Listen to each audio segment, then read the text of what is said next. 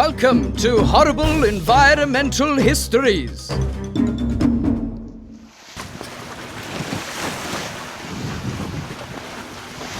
Voracious Vikings.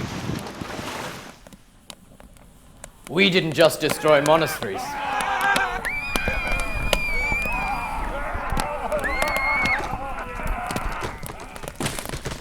We destroyed the landscape too. We burned it and chopped down trees. If you want to hear about some of our awesome efforts, I'll tell you the story of Greenland. When we first came, it was full of trees. So we had lots of wood for our longboats and lots of wood for smelting iron. We needed it for tools and our mighty Viking weapons. Thank you, Eric. The only iron in Greenland is in swampy bogs. It's very poor quality and really hard to get out. You see, we need heat to extract iron, but ordinary wood fires aren't hot enough to get it out of bog soil. So we use super hot charcoal. I said pretend charcoal, Eric. Did you know that it takes 2 kilograms of wood to produce half a kilogram of charcoal? Well, it does. So we had to cut down 4 times as much wood as we'd need for ordinary fires. It took us a long time, but we cut down so many trees that Greenland's forests vanished. And perhaps that's why we Vikings disappeared too. Useless Europeans. Oh, all right, laddies and lasses. I'm Robert Angus Smith, and I'm a famous Scottish scientist. I'm almost as famous as that painted-face gummy minger William Braveheart Wallace. And I bet he didn't have a degree in chemistry. Well, I do. And I'm interested in our old limestone buildings. And I want to tell you what I found out about them. It was about 90 years after the start of the Industrial Revolution, 1852 I think, when I noticed that the limestone buildings in large cities crumbled quicker than in the wee cities. So I did some research and discovered that when coal burns, it releases sulfur dioxide and nitrogen oxide. Now, when these chemicals mix with rain or snow, they make it acidic. So I call this acid rain.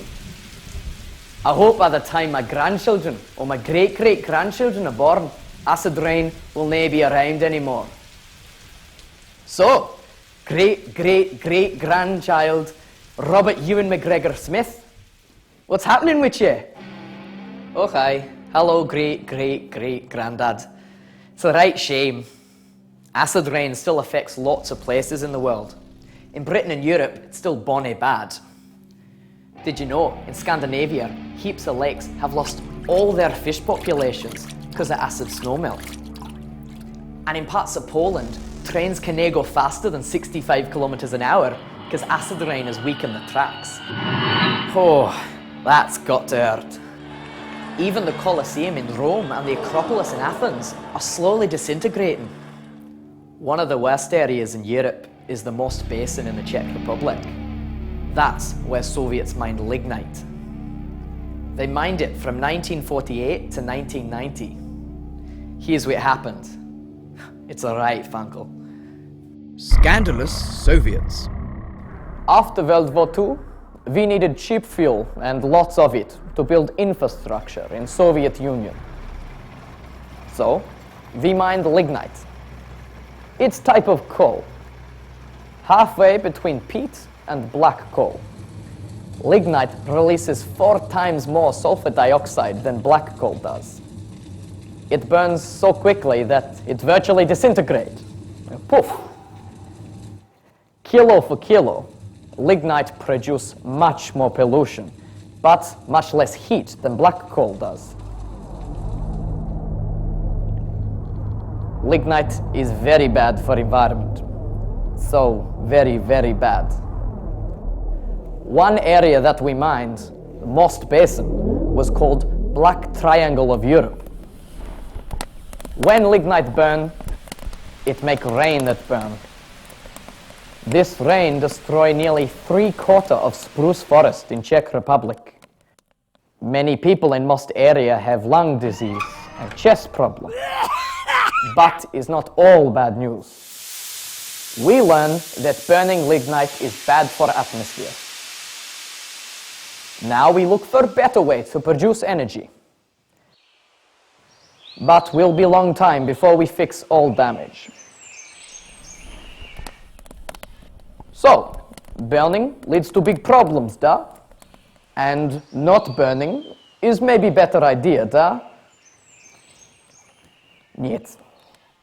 But silly Americans thought this was better idea. Fire-fearing fanatics. In the US of A, we had a policy of banning fires for most of the 20th century. We were so scared of those really big fires that we tried to avoid all fires. So not having any fires was a bad idea.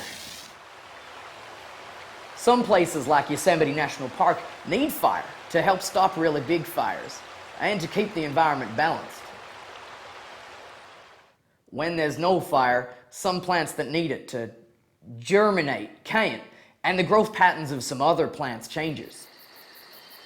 No fire means plants that don't need it grow thicker and bigger.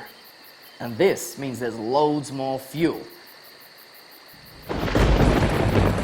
So say a lightning strike causes a fire, it's gonna have a lot of fuel to burn. And another thing, if there's no fire to keep the forest canopy in check, it grows real big and thick and blocks sunlight to the plants down below. This means that those poor little critters that eat understory plants and need them for shelter start to disappear. No burning means there's a much bigger chance of a major fire. Well, we've tried to tackle this problem by backburning, but it hasn't worked. Lots of parts of Yosemite still are damaged ecologically, and it's dangerously flammable.